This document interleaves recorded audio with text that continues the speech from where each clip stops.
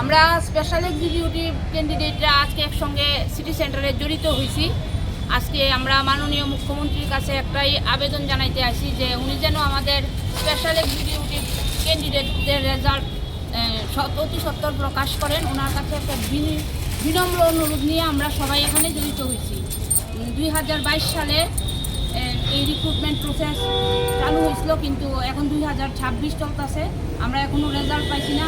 আমাদের অভিভাবক, আমাদের মাননীয় মুখ্যমন্ত্রী প্রফেসর ডক্টর মানিক সাহার কাছে একটাই অনুরোধ, একটাই আবেদন, উনি যেন আমাদের দিকে একটু তাকান।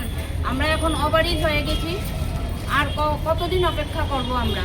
অনেক চাকরি উনি দিয়েছেন, এর জন্য ওনাকে অনেক ধন্যবাদ।